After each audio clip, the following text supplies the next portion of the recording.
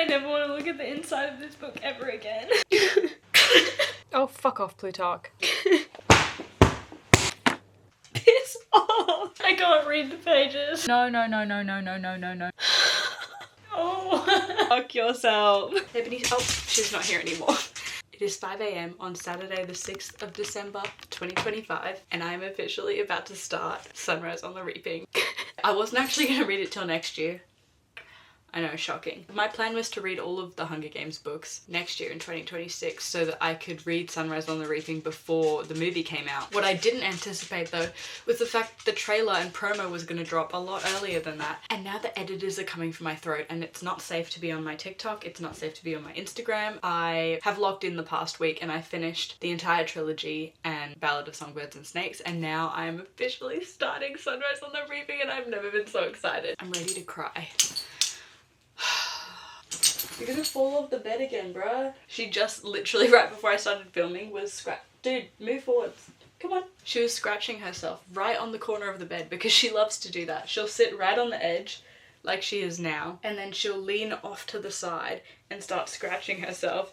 And I've always said, she's gonna fall, you're gonna fall, it's not gonna be nice, it's not gonna be pretty. And then what happened earlier, about 2 minutes before I put my camera on record, she fell off the bed.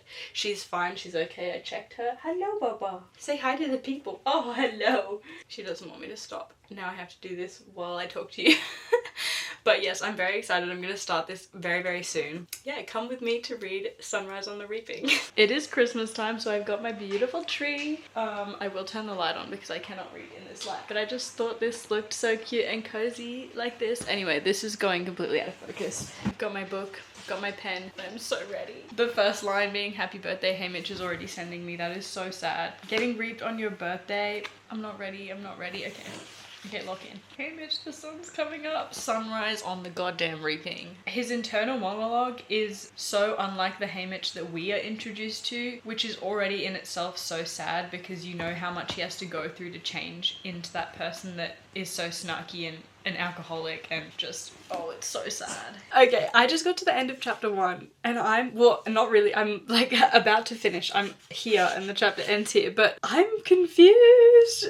Oh, wait, what? Plot twist. Just when you think Suzanne Collins can't give you whiplash, she does. I swear to God. This is also the first time I'm ever reading a Hunger Games book having absolutely no clue what happens because all the other books I've seen the movies, so I knew generally what happened. So this is like, this is so exciting for me. I'm so excited. Anyway, wait. Okay. Oh.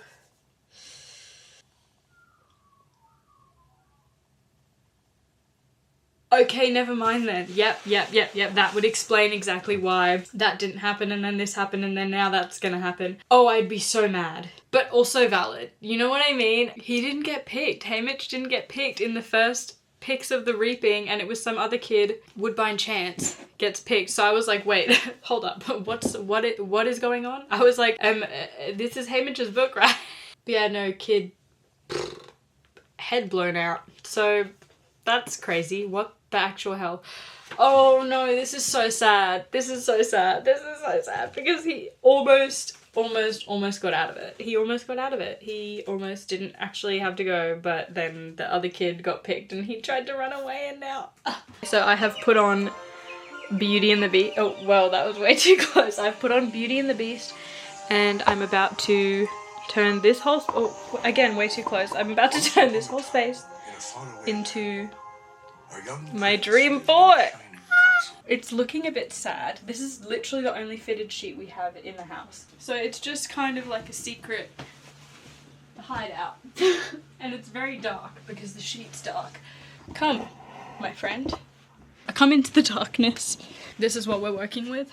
Ta-da! This is the crib. I've got my ring light giving me some warm light, adding purple for the Sunrise on the Reaping effect. It's making this look like the color of the cover, which is really cool. It's time! And I need to get better at sitting up straight because I have a lot of back issues because of reading hunched like a little freaking gremlin. Oh, and the best part about this experience is I just got mango because it's finally mango season because it's summer and hello. AKA the best fruit to ever exist. I will fight people on that, because what do you mean you don't like mango? If you don't like mango, I don't trust you. Peter's dad! Peter's dad!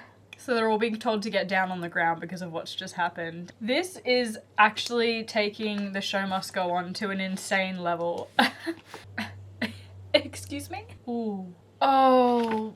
Oh my god, they did, that's how, oh no. No. Oh, what do you mean that's what happened? Oh my god, I love reading books later in the series that are set in different times, but all the same characters are still there. Knowing that Plutarch was at Haymitch's Reaping makes me want to go and rewatch the movies, even though I just rewatched them because I just finished reading the books. But that just makes that relationship so much more interesting now. On the special edition of this book, which I will 100% be buying, are you actually fucking joking? Oh, I have a feeling this is going to be my favorite. I have a feeling this is going to be my favorite Hunger Games book. I just got to the bit on the, sorry, what I was saying, on the special edition, it says one of the quotes from the book on the side, and the quote is, "They will not use our tears for their entertainment," and I recognize it from the side of the book. Oh my god. Oh wait, no, I need to read this excerpt because it's just killing me. Drusilla's hand hovers over the ball, then removes a slip with surgical precision, and our second boy will be Haymitch Abernathy. I just stand there in case this is a bad dream and I'm about to wake up in my own bed. Everything's all wrong. Minutes ago I dodged this bullet. I was headed home, then to the woods, safe for another year. It's happened, end of episode 2, end of chapter 2, and I'm crying. And even though it guts me, even though I smash my fists into the glass until they bruise, I'm grateful for her final gift, that she's denied Plutarch the chance to broadcast our farewell. The moment our hearts shattered, it belongs to us.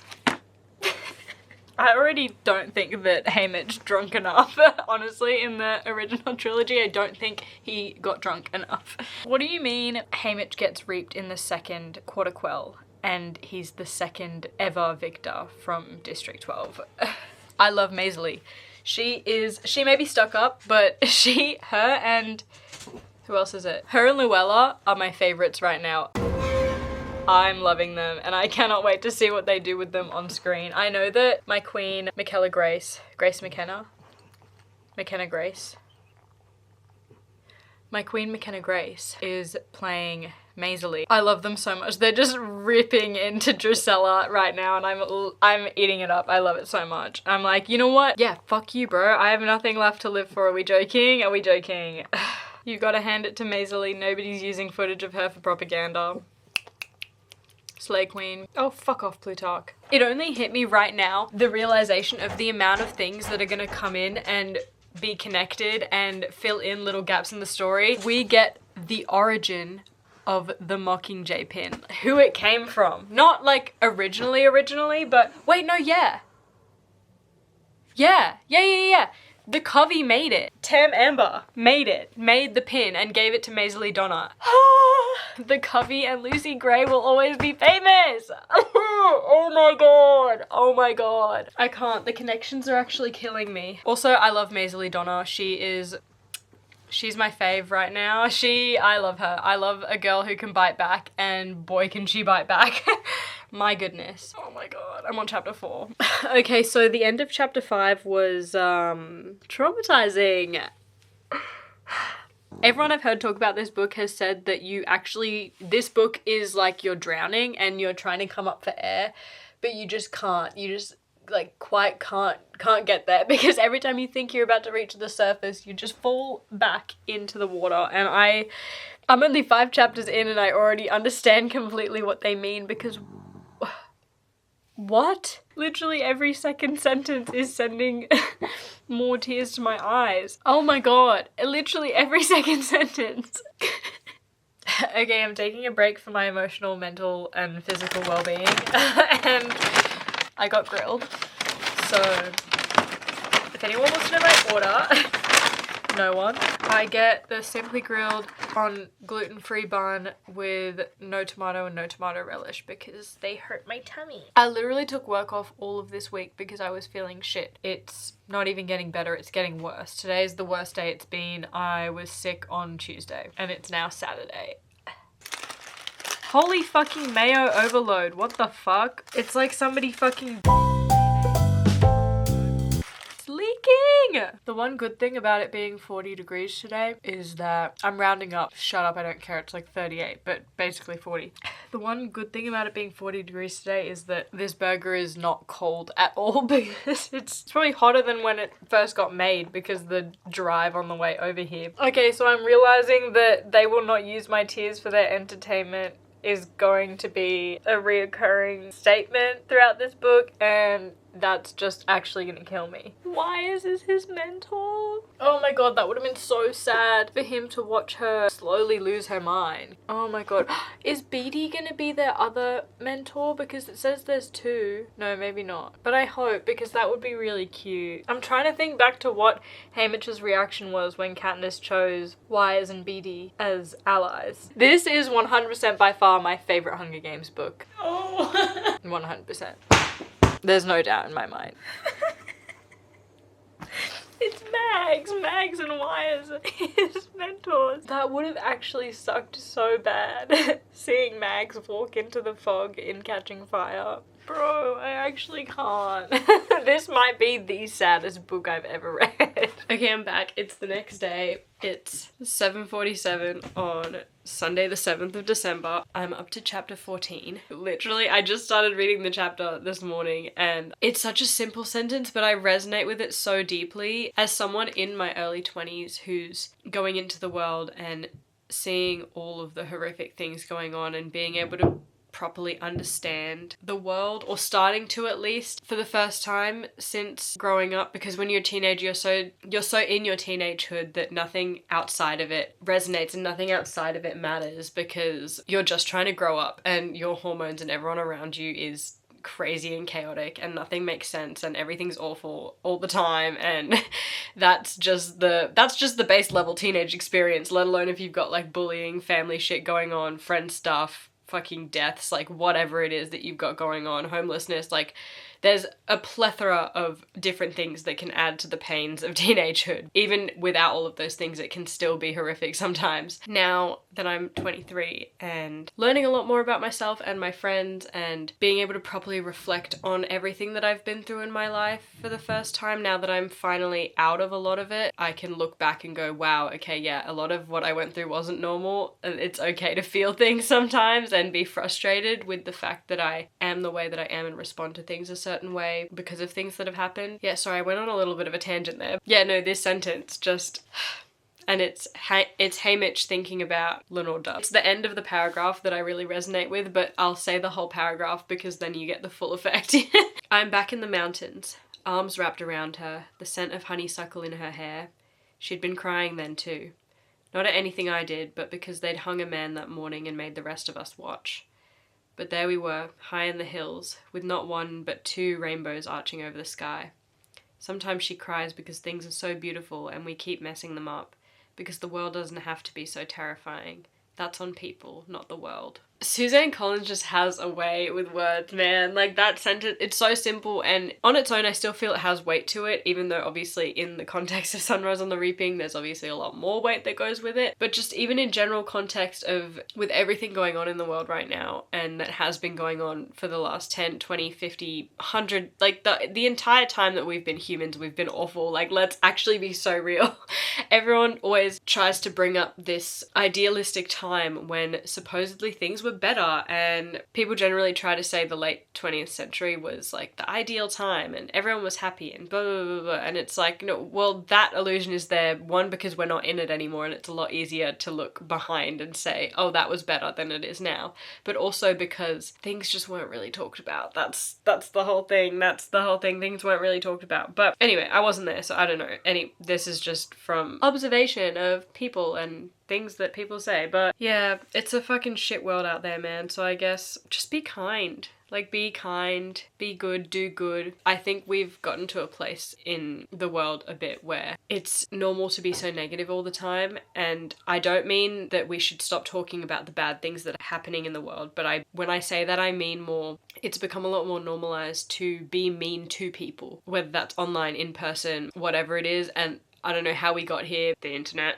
It's second nature to a lot of people now, and that might not even necessarily always be that person's fault. It's just the way they've been nurtured online to believe that that's normal and that's okay. It's not. We need to be, and we don't need to be yelling at people for doing it, because that's also not going to change. That's just repeating the cycle, blah, blah, blah, blah. Anyway, you get it. But I don't know, I think we just need to start more of a conversation about, hey, let's like not just say things like, it's okay to be mean to people online if they post publicly because they're choosing to post publicly, and I have the right to comment that I think that they suck.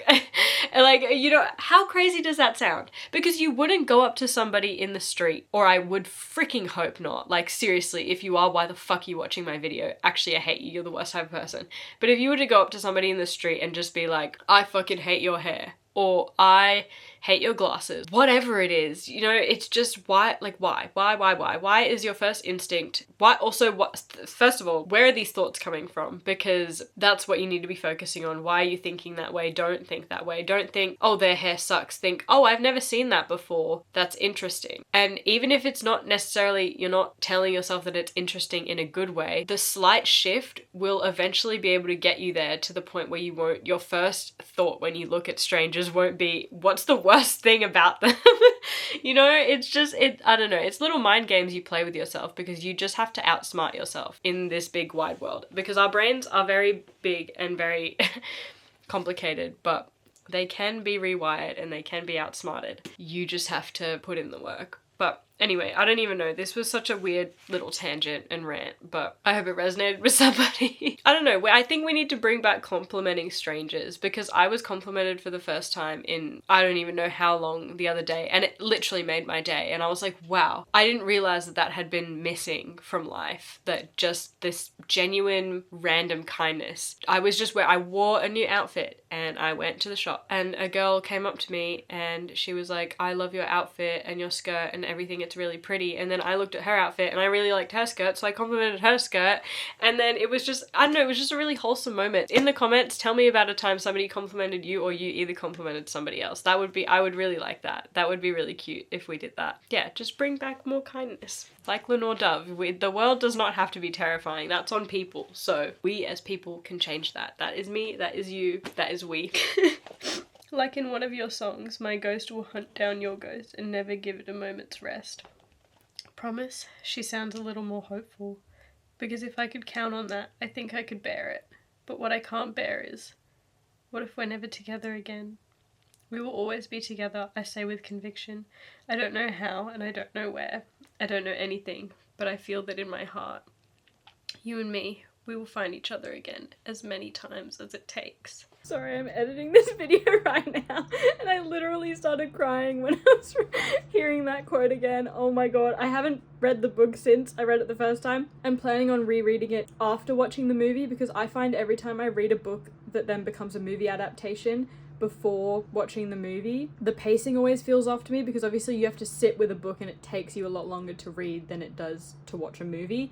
So to me, the pacing is off, but that's a me thing and that's not anything to do with anything, but I just don't want to ruin any of my perceptions of the movie, because I want to be able to fully enjoy it. And also there'll be little things that I'm sure I won't remember from the books, because I have a shocking memory. Yeah, oh my god, I just had to share that I literally started crying again. This book is haunting me and I'm not even holding it. It's crazy! Are you joking? I love Effie so much. She's just a little princess. She's just a little capital princess, and we love her so much. Oh my god, I cannot wait to see Elle Fanning play her. And I can't wait to see McKenna Grace play Maisie. I cannot wait to see that. It's gonna be so good. Sorry, I sound awful. I'm really sick. And it's just gotten worse over today. As you can probably hear in my voice, I sound like a freaking duck. Okay, I just finished my first ever book club meeting, which was so fun. We read our book club pick of the month, which was our first ever book club pick, 7 Days in June by Tia Williams. I loved it. But yes, oh my god, I'm up to part 3 in Sunrise on the Reaping, and I'm about to lock the fuck in for the next 2 hours and finish this goddamn book. I was reading for about an hour and a half this morning and I managed to get up to part 3. I don't remember if I gave you an update earlier in the day. My brain is so foggy right now, but I stopped giving updates last night, but I only ended up reading one chapter last night anyway, so because I just got way too tired. And I literally was falling asleep, my eyes. I was like, hello, Neezy. Come here. Oh, hello. You've got bogey eyes again. It's yucky. Let's get into it. I've cried about 20 times already reading this book, and it's just actually destroying my soul. Every single sentence is peeling a new layer of skin off. I didn't even know I had that many layers. Here we are. I keep crying. And all of the little things that I'm noticing that connect to Catching Fire, Ballad of Songbirds and Snakes. Oh my god. There's this one quote where it's Haymitch's inner monologue and he's saying, all that's left are his pearly white bones. Girl, I see you, Lucy Gray. Only her pearly white bones, darling. Only her pearly white bones. Sorry, that was awful, especially since I'm sick. So she's really pressing into my stomach right now. She puts all of her weight, everything she's got, into each step. Ow! Ow! Can you, like, get off my boob, though? It really freaking hurts. Please. Ow. Ow. Thank you. Thank you. Oh. Oh, now I don't want to get up. My grilled order arrived, and now I can eat and read on my Kindle. So I will be doing that, and then I will update you if I have anything to say or if I'm ugly crying. I'll be like actually so fine, and then there's one line that will come, and then I'm just like tears streaming down my face. And this time it was, oh my word, never thought I'd taste home again. Like, oh, it's just like, you're killing me, these kids, bro. I started crying and she came to help me, but I'm trying to tell her that it's just my book and I'm okay. But thank you, I love you so much. Ebony, I promise I'm fine. It's just the book. It's just the book. You know, sometimes when I'm crying, I can't tell if she actually cares and wants to help me or if she just wants to lick the salty tears, because she always tries to attack my face like she's doing right now. Anyway, I'm gonna tell you what made me... Oh! Okay, never mind. She's like, now that you're fine, I'm gonna fuck off. But now I'm gonna tell you what made me cry. The thunk of the pot hitting the ground behind us makes us jump. Maisily retrieves the gifts and detaches the parachute. I hope it's food. She lifts the lid and a cloud of bean and ham hock soup steam dampens my face. Mags, trying to reach us to let us know we're not alone in our pain, to give us strength to go on. Tears fill my eyes, forcing me to admit my presence in the only world I know, not an imaginary one, the one where I am in the Hunger Games for real. Like when my grandmother died, says Maisily. Mine too. I don't list all my dead, it's not a competition. Ugh, like Mags, sending them the soup is just so wholesome and sweet, and I love it so much. I don't think I was filming before when... No, I wasn't this morning. Sorry, what the hell was that sentence? I wasn't filming earlier, but I actually had to, like, I had to sit up like this and breathe like that before, because I don't give a shit if you call me dramatic. I literally couldn't breathe. When Ampit died, oh my god, I actually couldn't handle it. I was like, wait, I just talked about this, didn't I? I don't remember, but whatever. But oh my god, I couldn't handle it. It was too much. This still feels like the tip of the iceberg, you know, even though so much has happened. I'm scared for when he gets home. I'm so scared for when he gets home. I don't know if this is a hot take or not. I don't feel like it should be or is, but I do know that when The Ballad of Songbirds and Snakes came out, a lot of the negative reviews that came from the movie came from the singing, which the movie is called The Ballad, so don't know what you were expecting there. Did you watch the trailer? Do you even understand the Hunger Games at all? Because what do you mean the singing was annoying and cringe? I think we've also just as a society decided that everything is cringe, and I'm so over that. I've decided that if you think things are cringe, then first of all you're cringe, and second of all you're just not fun and you're a freaking loser. But anyway, my point was, I loved the storytelling through song in Ballad of Songbirds and Snakes, and I'm so glad that Suzanne Collins chose to keep that in Haymitch's story as well, because it's in the original as well. I think people forget that Katniss sings. It wasn't cringe then, but you know, as soon as it's Lucy Gray, it's cringe because she's doing it all the time. It's like, well, no shit, because it's her whole thing. She's in a band, like, you know?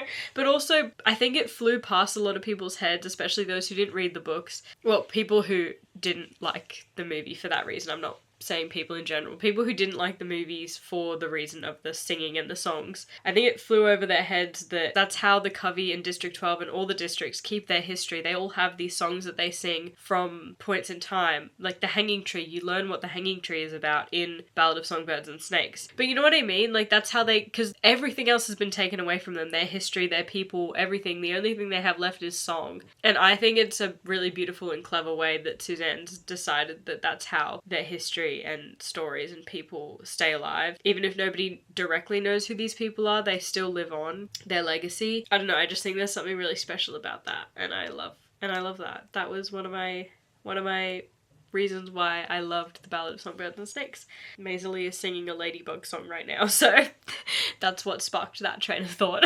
I'm 72% of the way in. Got about six or 8 chapters to go. I'm scared.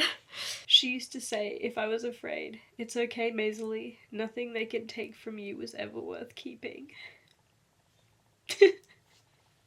No one ever loved me more. I always hoped I'd look like her one day. Never going to see myself grow old, I guess.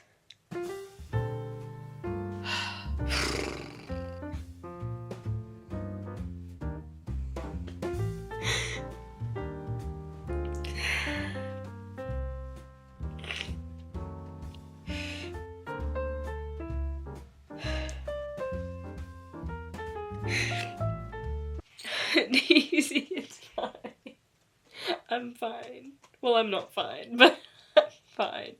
I don't know how I'm gonna sit through this whole movie, man. Piss off! I can't with this fuck-ass book.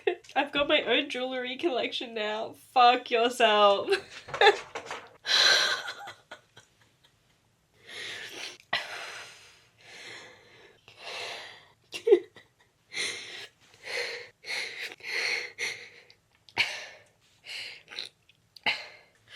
Bro. I literally had to put it down. One evening, a haunting melody weaves through my dreams. I startle from sleep, calling Lenore Dove's name. The television glows. On screen, a girl in a rainbow of ruffles sings a familiar tune with unfamiliar words. It's sooner than later that I'm 6 feet under. It's sooner than later that you'll be alone. So who will you turn to tomorrow, I wonder? For when the bell rings, lover, you're on your own. She performs on a stage with a shabby backdrop before a capital audience in old-fashioned clothes. Great Aunt Messalina and Great Uncle Silius would fit right in. Her voice, that accent, the way those fingers command the guitar strings. A Covey girl for sure, but not mine. And I am the one who you let see you weeping. I know the soul that you struggle to save. Too bad I'm the bet that you lost in the reaping. Now what will you do when I go to my grave? Everything coming back in this book from the past, and then this book has just connected so much. Obviously made it so much sadder. I just can't stop crying. And I'm sure the fact that I'm sick is not helping. I'm just even more emotional right now. But I guarantee I would be crying this much regardless, but it's just even more painful. Lucy Gray, I love you so much. Bro really let a 2-month situationship rock his world. Oh my god, Haymitch is piecing it together. Haymitch is piecing it together. Piecing Lucy Gray together. Wait. Yes, it was Haymitch. Oh my god, you brilliant mind. Oh.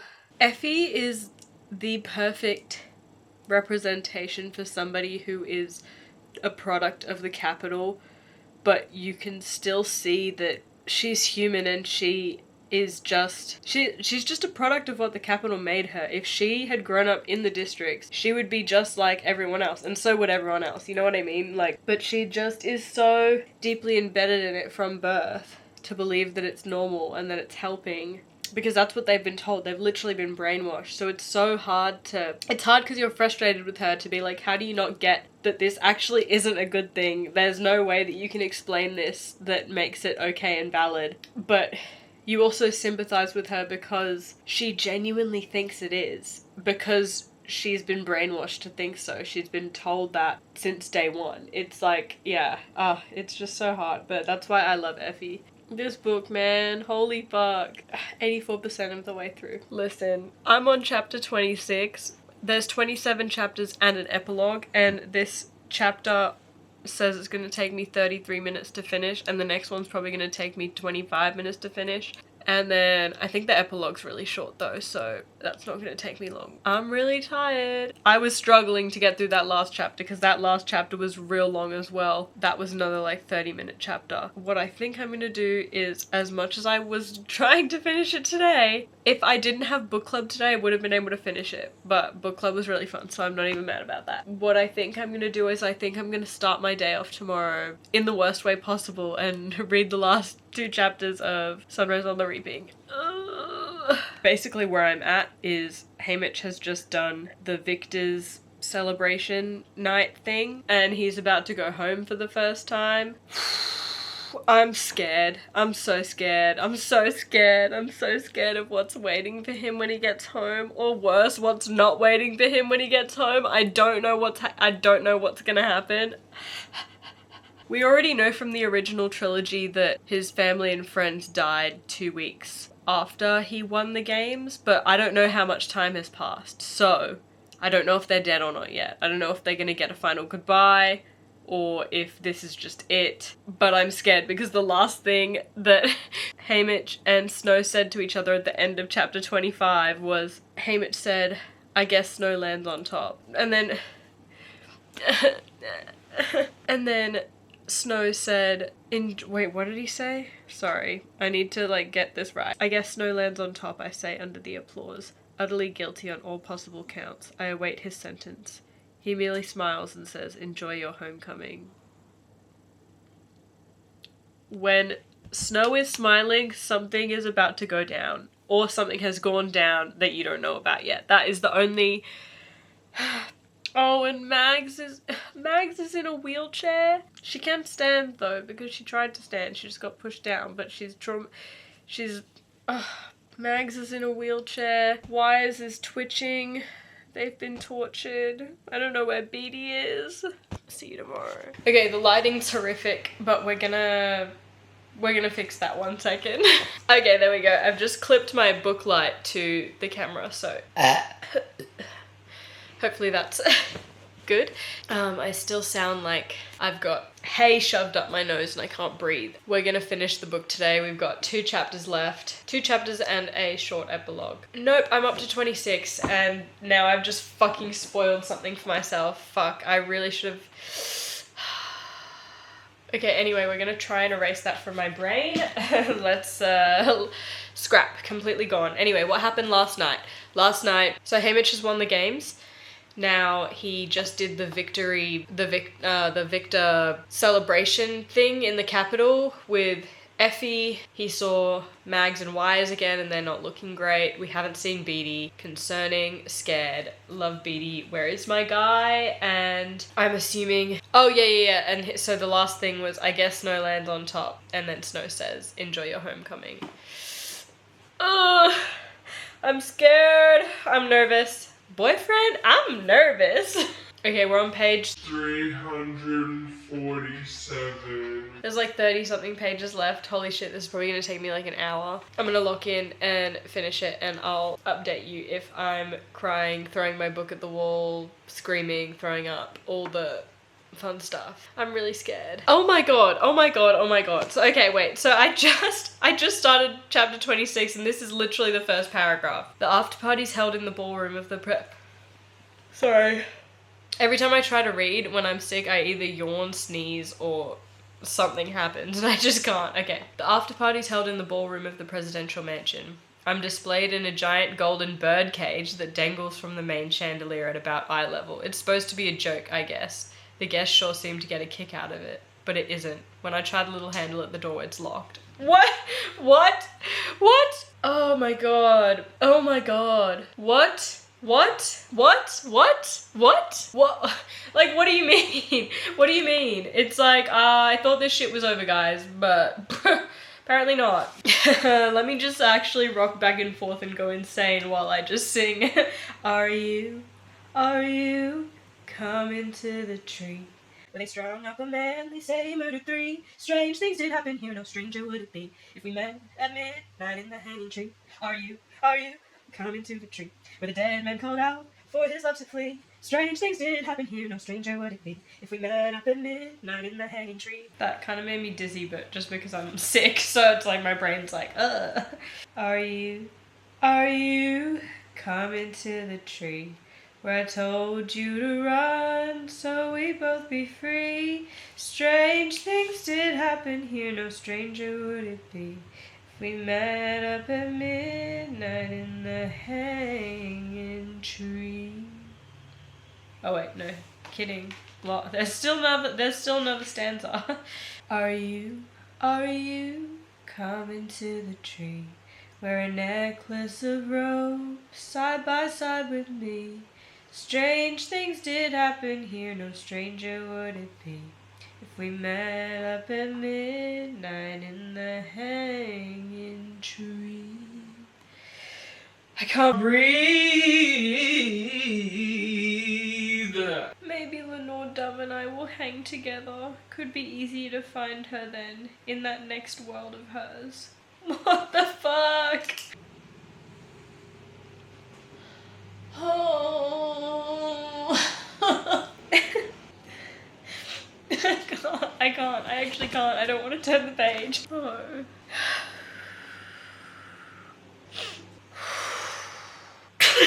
Fuck off. What do you mean?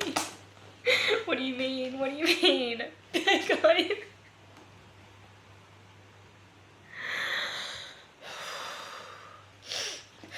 I can't even see, bro. I'm probably crossing out the words. I actually can't even see. I can't read the pages. Okay. Ow! Fuck.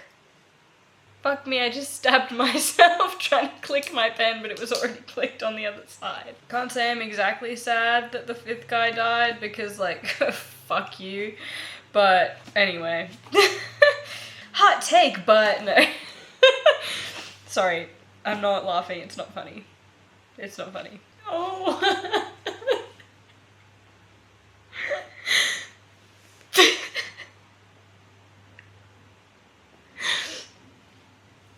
It's not her. He thinks he's running towards Maisie.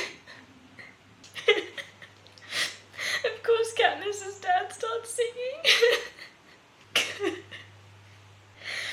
Oh, he's singing the song that Lucy Gray was singing when she thought the snakes were gonna get her. Okay, good. I'm not the only one who wants to fucking spit on that man's grave. Holy fuck.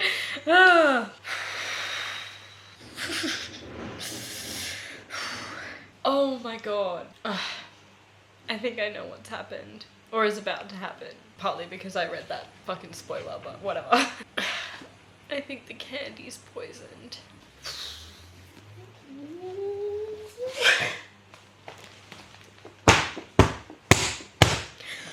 Oh, when he fucking knew that...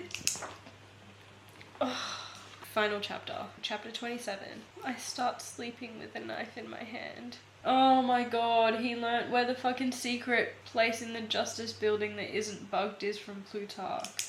Oh, that's how he knows to pull Katniss and Peter there when they're on the victory tour.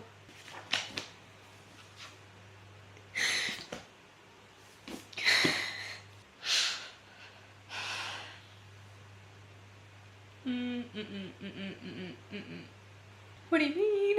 What do you mean? Happy birthday, Haymitch. Epilogue time! It's only 2 pages, I think. Yeah, okay. Oh my god. Ugh, I need a reset. Okay. Let's go. Oh, Katniss.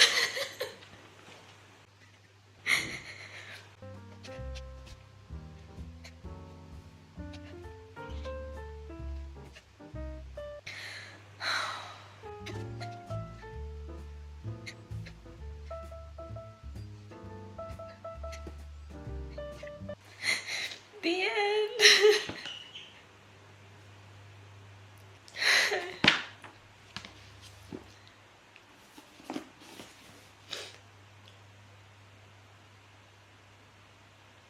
I never want to look at the inside of this book ever again. That was awful. That was truly, truly awful. Oh my god, I've cried all over the book. Hi, Anthony. 6 stars. I don't know what to do with myself now. I'm never touching this fuck-ass book ever again. I'm never rereading this. This book, I'm not ever going to open the pages of it ever again. I can't look at the pages of this book ever again for my mental health, for the sake of everybody around me. I cannot touch this book ever again. Okay.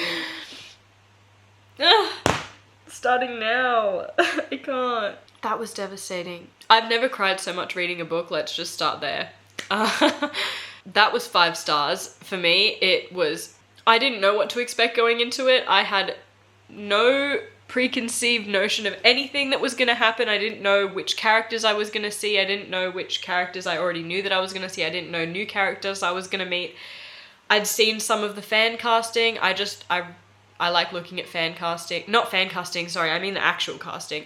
I'd seen the casting, which I was glad about because I struggle to picture things in my head, so I like having a bit of a reference point because I don't really see anything in my head when I read, but I kind of like having a bit of an idea of who these people are. Ugh, that hurted. It hurted so bad. It hurted so bad.